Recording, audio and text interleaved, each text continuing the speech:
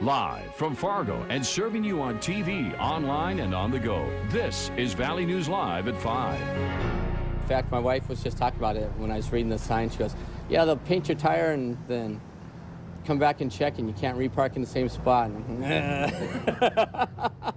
Most head to downtown Fargo to wine, dine, and shop, and some are saying parking's an issue. Thanks for joining us tonight. With the city making changes to parking restrictions in and around the downtown area, many who live and work there would like more to be done.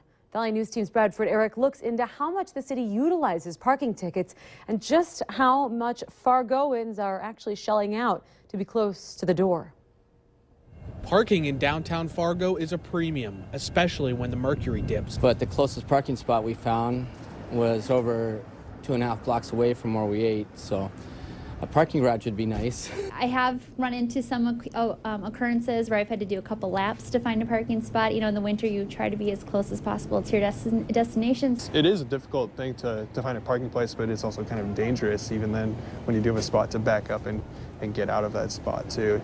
It just seems like a bit of an issue, safety-wise and logistically, trying to find a spot. These three Fargoans can count themselves lucky. Not one has been issued a parking ticket downtown. Between November and April, when we have winter parking rules in effect, we issue about 3,000 tickets a month. With a city budget of $80 million a year, parking ticket revenue only accounts for a drop in the bucket at $300,000 for Fargo. Tickets are $15 when first issued, and you have about 2 weeks to pay up.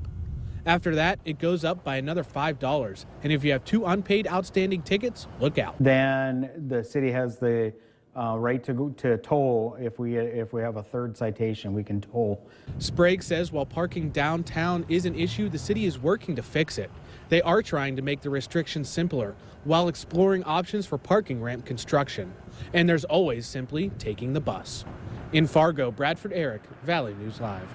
Fargo Police Department issues the most parking tickets in areas near the downtown section of the city. The Streets Department can also ticket vehicles. They mainly do it, though, once the winter parking restrictions set in. Well, we now know the names of the 3 boys who were killed in a car crash on Monday night. The Tioga Tribune is reporting 3 boys, senior Tanner Garman and juniors Dalen Dorval and Waylon McCrae, all died in western North Dakota. The boys were on the Ray basketball team. The crash happened on Highway 2 in Williams County. According to the Highway Patrol, the boys crossed the median and crashed into a semi. The driver of that semi, though, was also transported to Tioga's Medical Center, but just minor injuries. Well, it has been a day full of sunshine for those in the FM area, but enjoy it while it lasts. We're about to get even colder tonight. Hutch, what's going on with the weather? Well, you cannot always judge the book by its cover. The sun looks delightful out there, but we're fixing to have a very chilly night. Take a look at the national map, and the pink colors that you see up in the northern plains is the return of the Arctic air. So far, we're holding on to above 0 readings, but that will not last too long. And also, I wanted to point out, look how far south that cold air dives. Little Rock is 34 degrees, so our neighbors to the south feeling the chill as well. Tonight, a wind advisory, again, for wind chills that'll be dangerous. Falling temperatures, and by the time we talk again tonight on Valley News Live at 10 o'clock, we'll be below 0 with enough wind to have dangerous wind chills. So make sure that you put that survival kit in the vehicle if you're heading to the good old basketball or a hockey game tonight or church. It's going to be cold. Yeah. We do have warmer weather to talk about, and I'll tell you when it gets here in a few minutes. We're all looking forward to the warmth because it's inching towards March. It is getting there. The number of hours as daylight also are quite nice, We too. love that. Yes. Thanks, Hutch. A work on clearing the scene of yet another train derailment's underway. A Canadian National Railway train derailed near the town of Shaw, about 50 miles north of Duluth. According to the St. Louis County Sheriff's Office, 13 of the train's 170 cars derailed. Authorities don't know exactly what caused them to derail. No one was injured. 9 of the train's cars contained potentially hazardous material, though. But officials are saying that there is no leakage or danger to public safety. Now you can get Valley News Live text alerts to your phone for stories like this and many more. You can get all the latest breaking news, weather, and other updates on your mobile device. Just head to valleynewslive.com, and as you can see, just click on that text alerts tab on the homepage. Hackers, you might be thinking the bad guys, of course, but a local private investigator considers himself a hacker, the good kind. Last week, we showed you a story of the traditional private eye. Well, tonight on Valley News Live 10 at 10, Nicole Johnson shows us the modern-day investigator helping those who have been robbed in cyberspace. In the wake of the Al-Shabaab threats, leaders in Minnesota's Somali American community could think of no better place to make a bold statement against terror. Without hesitation, they met at the Mall of America yesterday. Their message? Terror is not on the move in Minnesota by stepping into the very place Al-Shabaab threatened with solidarity. It's everybody's dream. I don't care where you are, you want to be here. So come on down, don't be afraid, everything's happening here. Now, the group says the weapon to fight terror is celebrating our diversity. Well, it's almost always controversial. School boundary changes, but the Fargo School Board's moving ahead with some changes.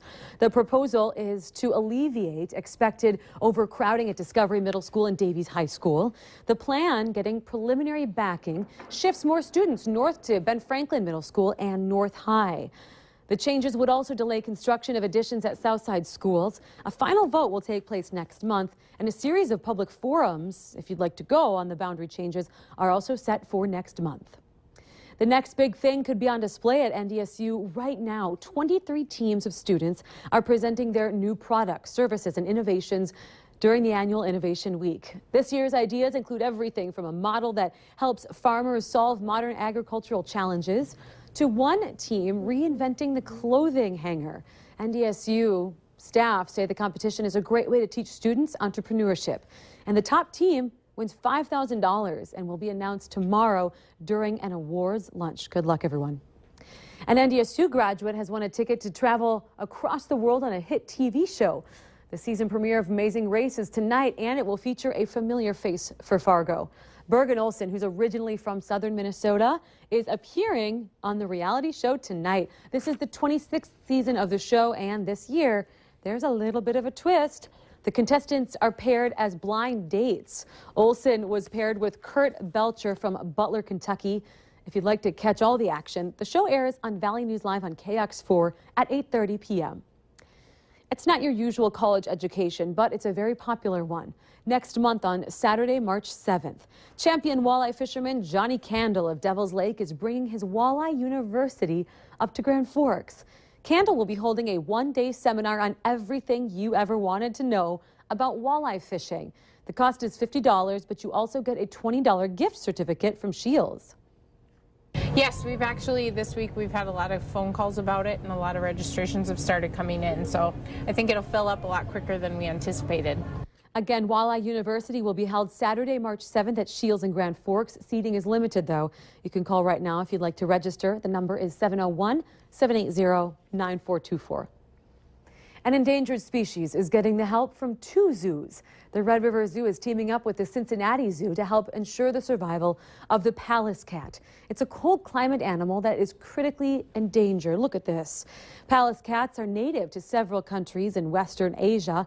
They have the longest and most dense fur of any cat, and because of that, unfortunately, these guys are overhunted.